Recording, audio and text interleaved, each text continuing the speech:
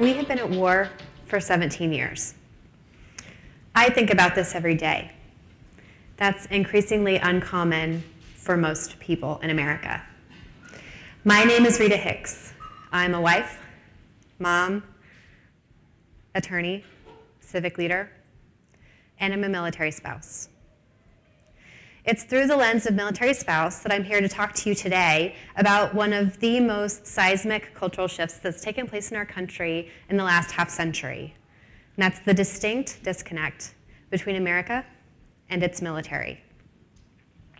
My husband Jake served in the United States Army for 22 years. I joined him at year 13, and I have been a military families advocate ever since.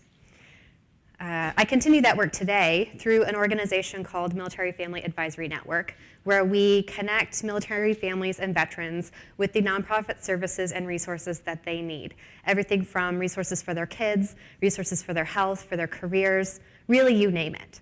And I love being an advocate for military families. I grew up in a family that was very connected to the military. I have a great-grandfather who served in World War II, a grandfather who served in Vietnam, an uncle who was in the Air Force, an aunt who was in the Navy. I have a cousin who's a Marine. I mean, military really was all around me. But I had no idea what life was like for military families until I married a soldier. That's when I felt it for the first time, this otherness, this sort of disconnect. I had never noticed it before. And as I think back over the stories that my great-grandfather told me about small-town West Texas in World War II, what I realize is that that disconnect has not always been there. If you think back to the days following the bombing of Pearl Harbor, our entire nation mobilized. Remember the phrase, the war effort? Either you were a soldier, nurse, or humanitarian on the front line, or you were hard at work in the factories making the things that were needed on the front, or you were buying up bonds to fund the war effort. Rosie the Riveter was the icon of this era, and she reminded everyone that everybody needed to do their part. We can do it, right? At the end of World War II, 1 in 12 Americans were serving in the United States military. Everyone knew someone who was a soldier. War affected everyone, so everyone felt compelled to help. And taking care of military families was just par for the course because odds were you knew a military family, and if they needed help, you just helped. But things have changed dramatically since then for a couple of reasons. The first one is just technology. Advances in our military technologies have made it easier to fight wars with fewer people. Think about drones, for example. So at the height of World War II, there were 12 million people serving in the United States military. That's the combined population of Los Angeles and New York. Today, there are about 2.2 million people serving across all branches of active duty, guard, and reserve. That's smaller than the population of Houston. In fact, it is less than 0.5% of our entire population. It's about 1 in 200. 1 in 12, 1 in 200. The other major change that has taken place is that after Vietnam, we created an all-volunteer force. Over 4 decades now, Americans have been raising their hands to serve. So generations of people like me have never had to worry about the draft because somebody, in fact, millions of somebodies, have raised their hands to go in our place.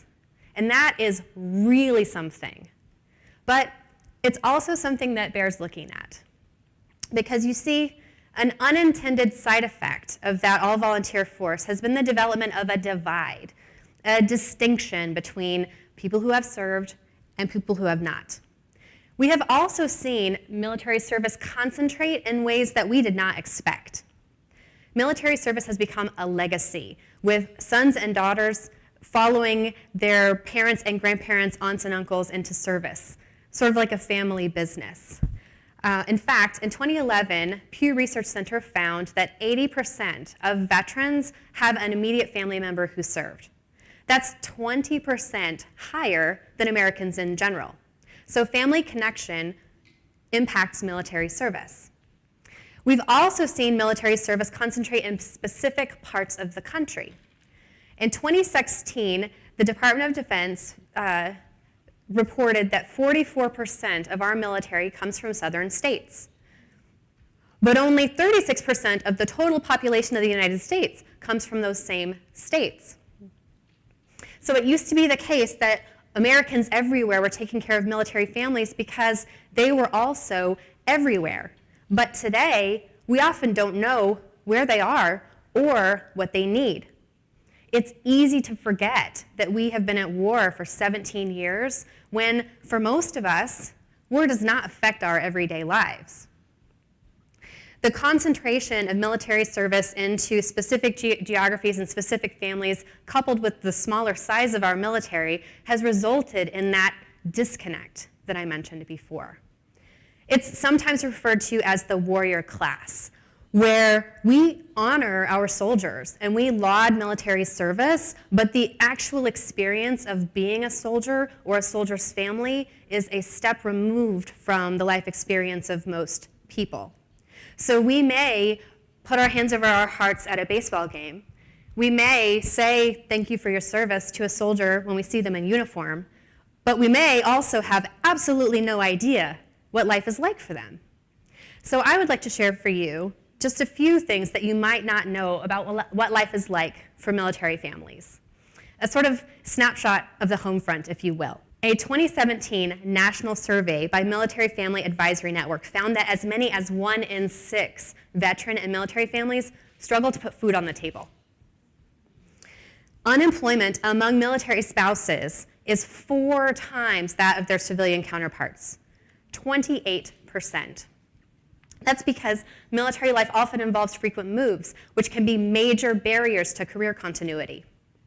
And Blue Star Families reported that tens of thousands of military kids are growing up without a parent for months and years at a time.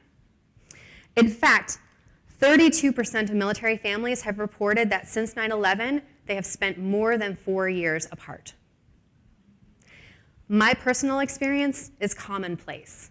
In the 5 years that my 8-year-old was an active duty military kid, he spent a Christmas, 3 birthdays, and 4 Halloweens without his dad. My husband has caught a lot of his son's firsts on video, not in real time. Just think about this. In 17 years of war, we have seen an entire generation of military kids grow up in a world where saying goodbye and sending a parent off to war is a regular occurrence. It's tough. Military families sacrifice a lot. But, there's a but. Good news. Another side of the story. Because the research is also clear about one thing. And that's that for most military families that are thriving while they are serving, it is because they live in civilian communities that embrace them. That's right. We make the difference. And it makes sense, right? We all do better in communities that care and embrace us as people, regardless of what it is that our spouse does for a living. Like all who serve, whether it's military or teachers or public safety or public service, we empower those who are serving our nation when we are serving them. We are America at its best when everyone hears the call to serve. Most of us are among the 99.5% not currently serving in our armed forces, but that doesn't mean we can't mobilize. Everything that we do for a military family, for a soldier, increases that soldier's readiness. And that soldier's readiness has a direct impact on our safety and security at home. Helping is easy. Anyone can do it. And it starts with something really simple. Get to know people who serve as people. Then you'll see how you can help. Here are just a few ways. Are you an employer? Hire a military spouse. Odds are that person will only be able to work for you for a couple of years before they have to move. But during that time, you have an incredible employee, and that military family has an additional income. Be that person who goes out of their way to help new families get used to, learn the ropes in your neighborhood, and get used to the way it works and feel at home. And you don't have to live anywhere near a military installation to do this because recruiters, reservists, and veterans live in every community in this country. Offer to be a child care resource for a military family. Or be that teacher that takes the time to understand the military kids in your classroom and the additional resources that they might need when a parent is deployed, or when a parent is transitioning out of the military, which can also be really tough. Volunteer at local organizations like your VA, your VFW, or your USO. Talk to veteran and military families, and you may hear the call to action in their stories. Or just be. Offer a glass of wine and a listening ear at the end of a really hard day for a spouse. I'll tell you, I weathered a 10-month deployment with a 3-year-old. Try explaining 300 days to a kid that can't count to 10. I'll tell you 100%. Sometimes just knowing someone was there made all the difference. Anytime there's any kind of natural disaster or other emergency in this country, we are a nation that is quick and generous in our response. In those moments, we hear the call. And the only relevant question is, how can I help? That's when we see our nation at its best. Our military families, our soldiers, they're serving us every day. And we are at war now. And it may not look the same as it did before, but the war effort still takes everyone. Military families need us to be asking the only relevant question, how can I help? So let's be our nation at its best. Let's hear the call, and let's serve military families together.